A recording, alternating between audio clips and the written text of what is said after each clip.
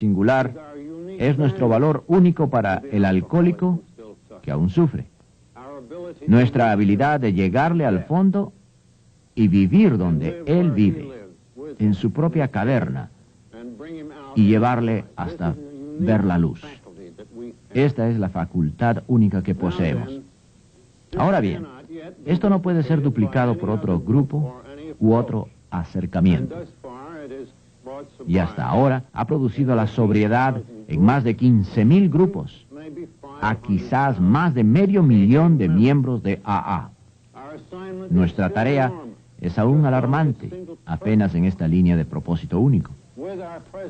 Con nuestra membresía presente, si solamente pudiéramos lograr que el alcohólico se nos acercara, si solamente la gente profesional que tiene a su cargo alcohólicos nos permitieran ayudar, en lugar de poner sobrios a 25.000 borrachos al año, con la labor de los 12 apostolados que tenemos, podríamos bien poner sobrios a más de 100.000 alcohólicos por año. Y solo Dios sabe que esta tarea es tremenda y que estamos en posición de ventaja para llevarla a cabo por nosotros mismos, o mejor aún, por medio de la cooperación con nuestras agencias. De suerte que considero que ahora no existe duda de que cada grupo de AA decidirá apegarse a su propósito. Los miembros de AA participan en otras actividades como miembros, también como ciudadanos, lo cual está bien, pero como grupo, como acto de compañerismo nacional e internacional, apeguémonos a nuestro propósito original.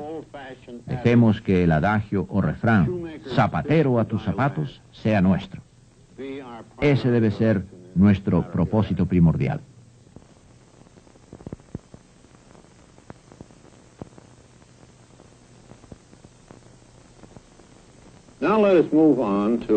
Pasemos ahora a la tradición 6, que se interpreta así.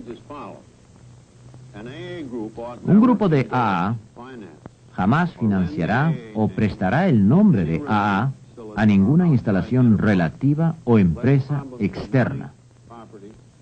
Mucho menos que problemas de dinero, propiedad y prestigio nos aparten de nuestro propósito primordial.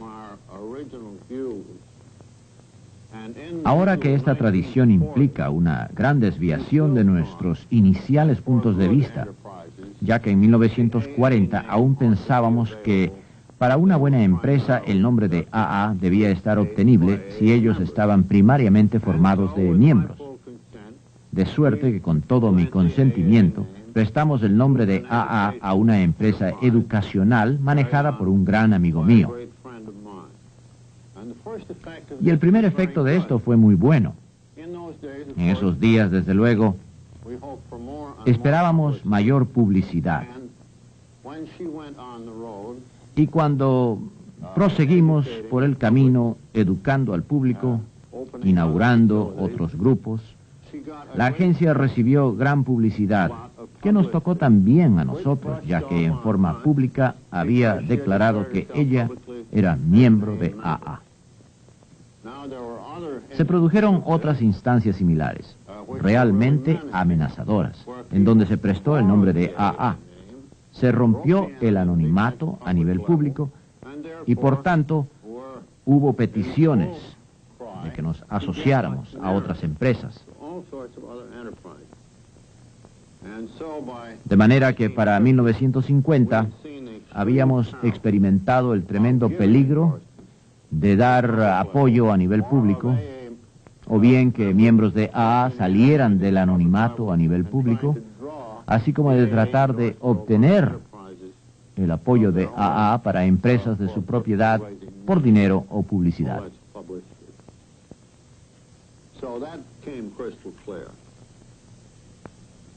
Ahora pasemos a la tradición 7, que dice que cada grupo de AA debe ser autofinanciado, declinando contribuciones externas, cosa que nos tomó bastante tiempo para acostumbrarnos a ello.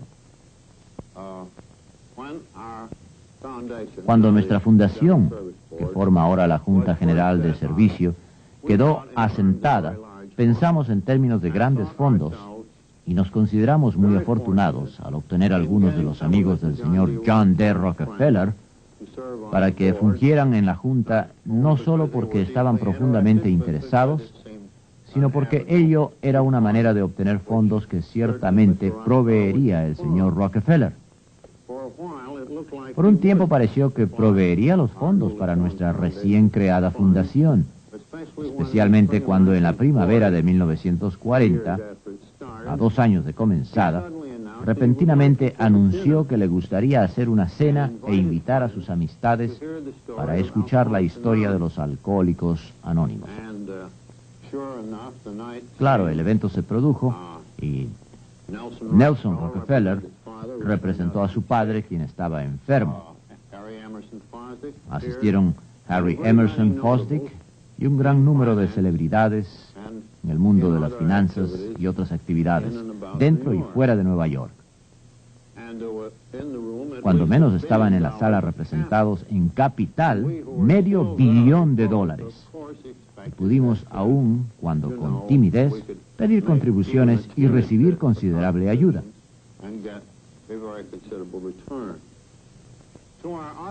Y ante nuestro gran asombro, después de la reunión, el señor Rockefeller escribió a todos los que asistieron y fueron invitados una carta indicando la importancia del evento y lo que representaba para la cristiandad del primer siglo y cómo en sus valores simples y espirituales el acto no necesitaba de dinero. Sin embargo, hizo una pequeña excepción, diciendo que un par de originadores estaban aún necesitados de un poco de ayuda y que por ello donaba la modesta suma de $1,000.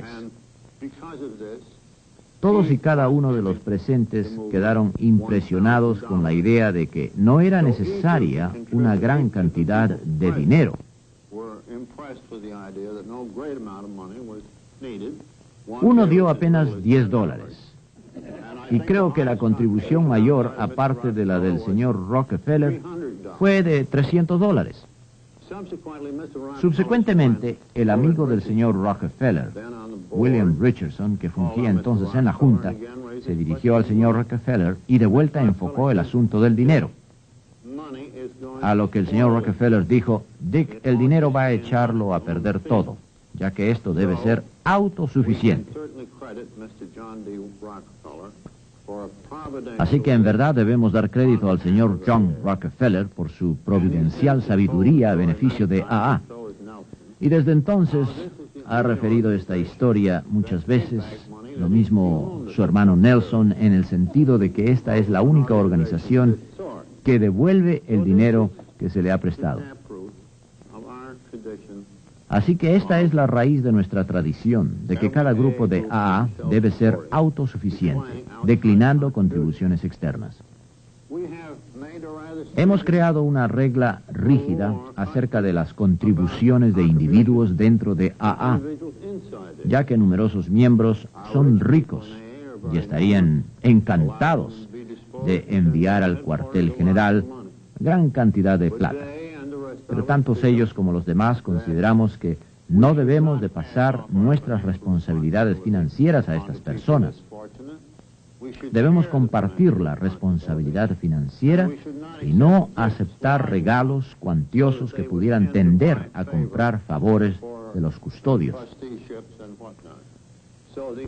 De suerte que lo más que un individuo puede dar a AA siendo miembro son $200 anuales.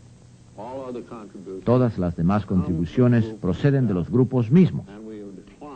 Asimismo, hemos declinado grandes sumas de fuentes externas y rezo porque así sea siempre.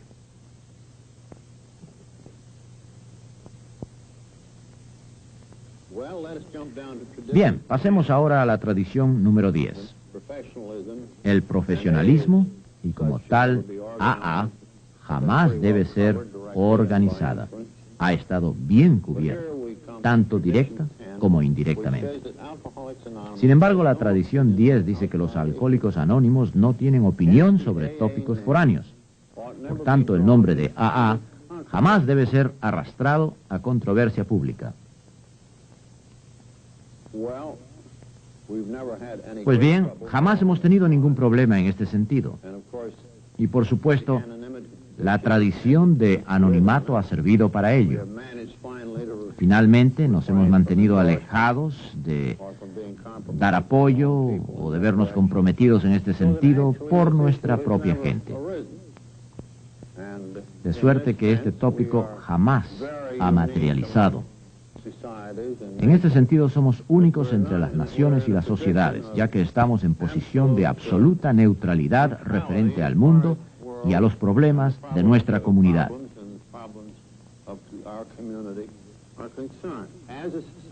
Como una sociedad, como individuos, adoptamos toda clase de posiciones en estas cosas, pero como sociedad no expresamos opiniones y por tanto no nos metemos en polémicas, ya que esto podría ser fuente de tremendos problemas si lo hiciéramos.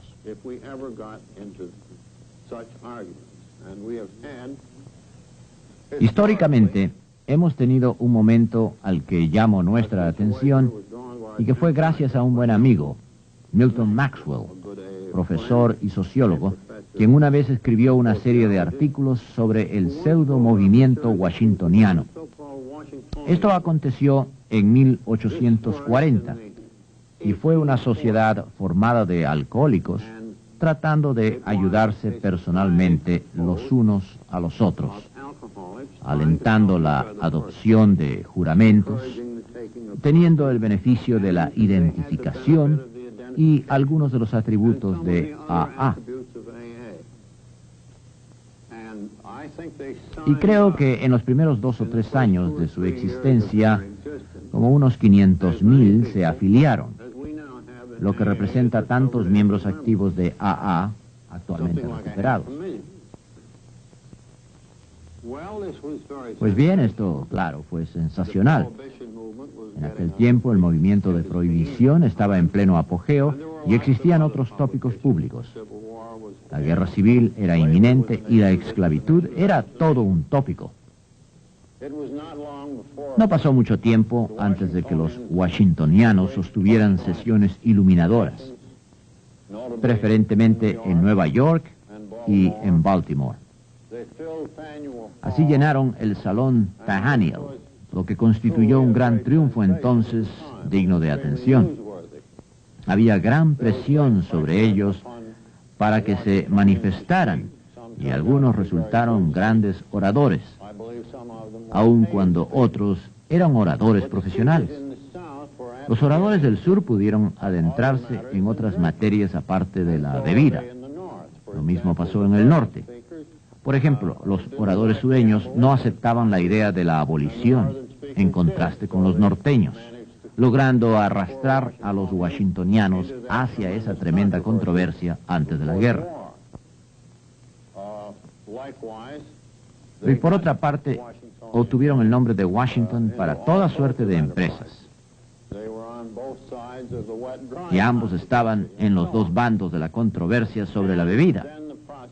Luego comenzó el proceso de la desintegración debido probablemente a su fuerza espiritual, generada por la aceptación de promesas, aun cuando el agrupamiento, como para nosotros, no fue tremendo.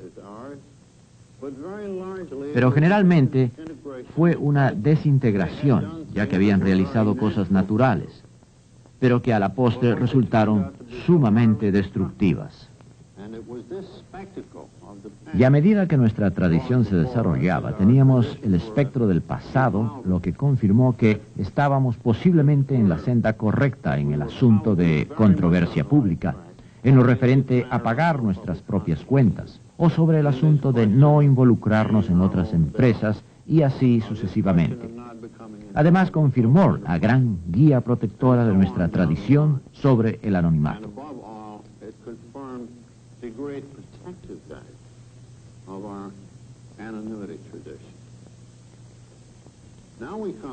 Ahora entramos a la tradición 11, que es muy importante e indica que nuestra política de relaciones públicas está basada en la atracción y no en la promoción.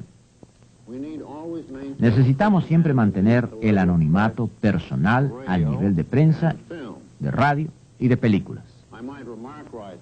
Deseo enfatizar ahora que esta película es para el beneficio de AA y no está al alcance del público. No contábamos con una política de relaciones públicas, con la excepción del temor a ellas por los primeros años de nuestra vida. Particularmente nuestras sociedades en el oeste, de las cuales habían 2 o 3, eran casi enteramente secretas. En aquel entonces, si se adelantaba la disyuntiva de la atracción contra la promoción, la primera quedaba rezagada y en la espera de algunos beodos que pidieran ayuda.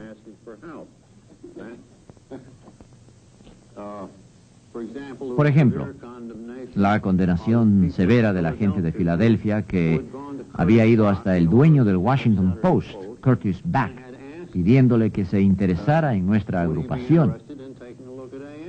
Así lo hizo, y Jack Alexander fue comisionado para escribir el famoso artículo de marzo del 41. Por supuesto, la arena estaba abierta tanto a neófitos como contendientes, y pronto, rompiendo el anonimato, empezamos a enfrentarnos al público. Todo por el bien de la causa, ya que aún así ello nos acarrió más miembros. Por ende, estábamos haciendo una buena labor.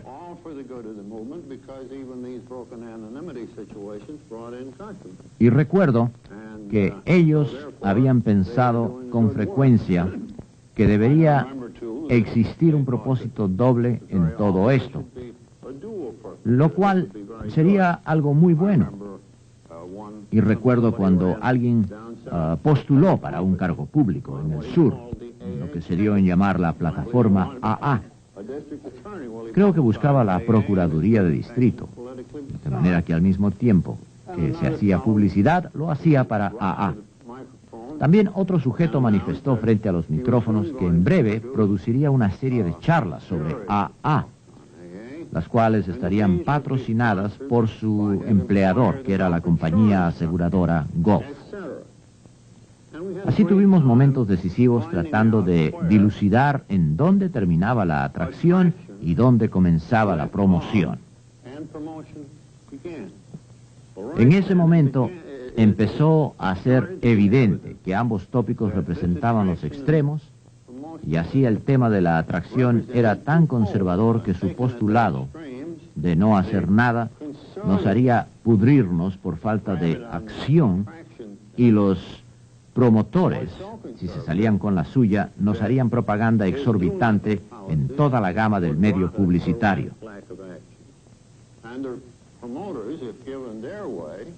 En otras palabras, los conservadores nos pudrirían y los promotores nos arruinarían. De suerte que la línea entre la atracción y la promoción debería ser cosa de una interpretación sensata.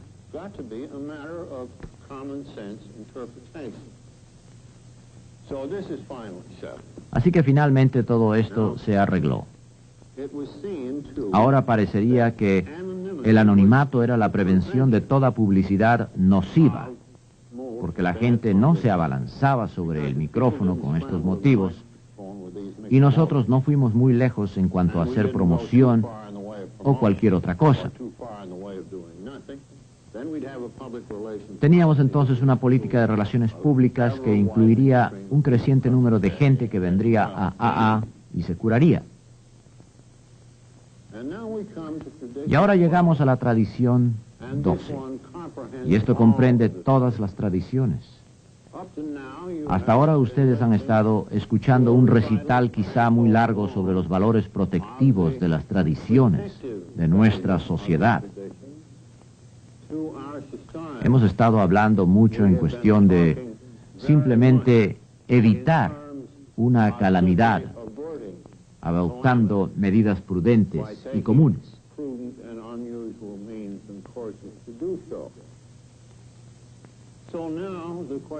Así que ahora la pregunta suya podría ser, ¿no hay un contenido más constructivo o espiritual en nuestras tradiciones que el de simplemente acumular nuestros temores y ansiedades y nuestros esfuerzos por protegernos a nosotros mismos de males y circunstancias indecibles? Pues sí. Por cierto, todas estas tradiciones tienen elementos de sacrificio. Ya sea que hablemos de sacrificios por grupos o de sacrificios por miembros de AA. Cuando contemplamos la tradición del bienestar común, la gente solía decir, pues es el borracho la persona importante. Pero ¿cómo se va a curar en grandes números si no hay compañerismo? Por lo tanto, el bienestar común ha pasado a primer lugar y nuestro bienestar individual a segundo lugar. De la misma manera estaríamos propensos a ser guiados por el poder. Tenemos que ceder ante la idea de que podemos ser instruidos por la conciencia del grupo. Hemos puesto de lado toda ambición de ser prominentes como sociedad en el campo del alcoholismo. Nuestros miembros vienen como individuos y ciudadanos, y es allí donde deben quedar.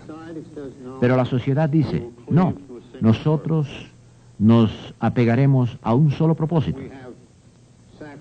Hemos sacrificado la oportunidad de recolectar grandes sumas de dinero para esta sociedad y para otros, al adoptar la tradición de rechazar donaciones foráneas.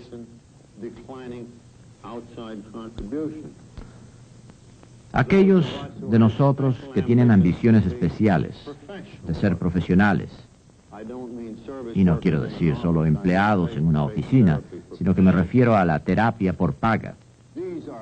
Estas son ambiciones legítimas, pero ninguna lo suficientemente buena. Una clase profesional en AA podría hasta conducirnos a nuestra destrucción y ciertamente a la de nuestro acometido. Así que afuera con el profesionalismo. Aquellos de nosotros que están acostumbrados al poder, les gustaría quizás inconscientemente algunas veces y conscientemente en otras, ser los que gobiernen permanentemente los destinos de AA.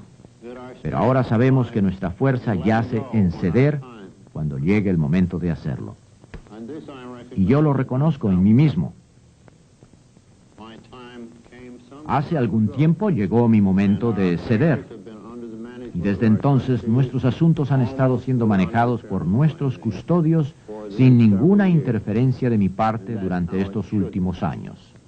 Y así debe ser. Pero representa desistir, sacrificar ambiciones, muchas de las cuales serían ilegítimas en el mundo que nos rodea. Y todo por el bien no solo de la supervivencia, sino de la efectividad y el placer de la vida que encontramos en ello y que apreciamos tanto.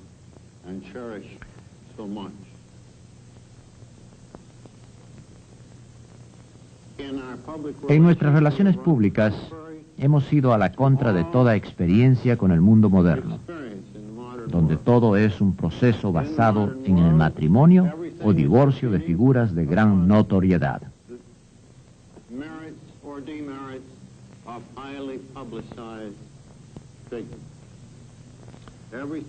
Todo está funcionando en torno a la fricción y a la controversia. Todo funciona en torno a los que tienen y a los que no tienen, en sumas grandes de dinero, pasadas de una clase a otra. Nosotros no denunciamos estos desarrollos, sino que decimos que para nuestros fines particulares son peligrosos. Por lo tanto, consideramos prudente alejarnos de ellos. Así que existe una cualidad de sacrificio, de que no obramos conforme a nuestras tradiciones, meramente porque debemos evitar la calamidad personal. Nosotros preferimos estas tradiciones porque en principio son buenas y porque últimamente las queremos para nosotros. Mientras que otro curso podría ser bueno para nosotros, este es el mejor. En nuestro caso, lo bueno puede ser con frecuencia el enemigo de lo mejor. Pues bien, me gustaría contarles ahora una anécdota final, aunque a veces no me gusta mucho hablar de ella. Podría parecer que me estoy jactando de mí mismo. Bueno, quisiera hacer hincapié en que el Dr. Bob y yo empezamos a reconocer a fines de los años 40 que nosotros teníamos una responsabilidad muy especial en cuanto a sentar el ejemplo en cuestiones de anonimato. Que la conformidad con el anonimato no era únicamente para cumplir con nuestro mandato de no dejar que nuestros nombres y fotos fueran publicados por todo el mundo, sino que era más que evitar todo eso, que nuestros nombres fueran publicados ampliamente, sino que se extendía también a la aceptación de distintivos, así como de honores especiales. Esto sucedió, y entonces comenzó la conversación entre el Dr. Bob y yo.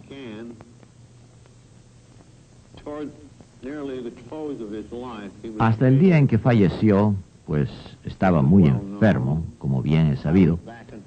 Yo viajaba siempre entre esta ciudad y Akron, y él era muy activo en esos días, no obstante. Pero este día estábamos hablando y él me dice, ¿sabes? Quiero mostrarte algo que me conmueve muchísimo, y algo que por supuesto yo no se lo diría a un donante en potencia porque es un poco cómico, pero me gustaría saber tu reacción al respecto. Así que extendió en el piso un plano que era un dibujo de un mausoleo de tamaño mediano, en el cual podría descansar eternamente él y Anne cuando murieran. Y el Dr. Bob me mira y me dice que había gente que opinaba que era algo necesario porque así se había hecho con otras celebridades. Por supuesto que él se había opuesto a ello. Entonces Bob me mira con esa sonrisa tan típica de él. Me dice, Bill, yo creo que tú y yo debemos ser enterrados como cualquier otra persona. Y me hizo pensar que tenemos alguna otra obligación en cuanto a esta tradición de ser anónimos. Y hasta este momento no cabía la menor duda de que él había recibido ofertas, y yo también, de universidades pequeñas que nos otorgaban grados académicos de varias clases y, bueno, las rechazamos todas. Pero entonces comenzamos a pensar, ¿la tradición no se extiende al asunto de honores? ¿No se extiende hasta la aceptación de tener notoriedad, aunque sea póstuma?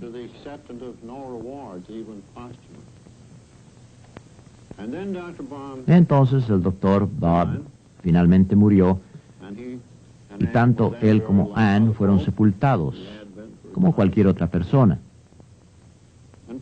Ella había estado mal desde hacía tiempo. Pronto, una nueva serie de tentaciones empezaron a desarrollarse en mí. La revista Time, hace unos años, pidió que algunos de nosotros viniéramos a verles. Yo estaba incluido, desde luego. Nos llevaron arriba a un almuerzo que duró mucho. Allí esta gente escuchó la historia de A.A. Y después dijeron, bueno, ahora los hemos tratado bien a ustedes y queremos seguir haciéndolo. Pero ahora nos gustaría que tanto usted como Bill nos dieran unos datos biográficos de ambos, y nos gustaría hacer de esto un reportaje que apareciera en la portada. Y déjennos decirles, antes que digan que no, que si ustedes salen en la portada, Si hacemos esto, un reportaje de portada, aumentaría enormemente el impacto del reportaje, como una docena más que si no saliera anunciado en la portada. Nuestra circulación es como de 12 millones. Ahora lo que queremos es hacer un reportaje de AA junto con un sketch biográfico de ustedes. Y yo les dije, sobre lo del anonimato. Oh, no, interrumpieron, eso lo sabemos. Estamos de acuerdo en mantenerlo. Usted simplemente voltea la cara de la cámara. Así su perfil será visible solamente. Nosotros respetaremos las reglas. Pues debo confesar que la propuesta era un dilema. Con toda honestidad les puedo decir que yo no me sentí especial o personalmente tentado por la oportunidad de que se me hiciera una biografía. No me parecía justo que yo cooperara en tal esfuerzo. En cuanto a lo del anonimato, claro, ellos lo respetarían. Pero entonces comencé a preguntarme cuál sería el efecto en el futuro. Si yo comenzaba a dar detalles biográficos y estas cosas a los medios informativos, aún aunque tuviera la cara volteada de la cámara, una vez que yo estuviera lejos y fuera del camino, otras personas podrían decir, bueno, el viejo casi lo hace, así que ¿por qué no les doy yo también mi biografía y salgo de frente de ahora en adelante ante las cámaras? En otras palabras, abriría la puerta a gente con sed de poder. Todo esto era muy difícil de resistir porque las declamaciones son la muerte para algunos y para otros significan la prolongación de sus enfermedades. El impacto de esto podría haber sido enorme y haber traído grandes números de gente. Así que el decir no fue algo que me desveló muchas noches. Siempre creí y esperé haber tomado la debida decisión para el futuro de AA. Pero nuevamente por mucho tiempo los espectros de los que murieron y de aquellos que podrían haberse curado antes han seguido atormentándome. Era cuestión de haber hecho una evaluación de este asunto y ver si hubiera sido más provechoso para más gente o de más valor que la ventaja de un ejemplo que incluyera la aceptación de honores públicos en la tradición del anonimato de AA. Y yo he optado por lo segundo. Es lo mejor que puedo hacer. Se los dejo a ustedes para el futuro, por lo que pueda valer.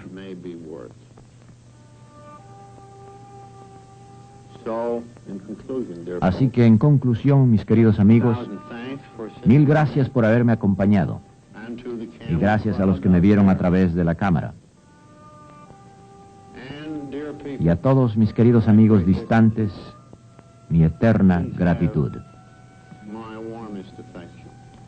Y que Dios los bendiga por siempre a ustedes y también a Alcohólicos Anónimos.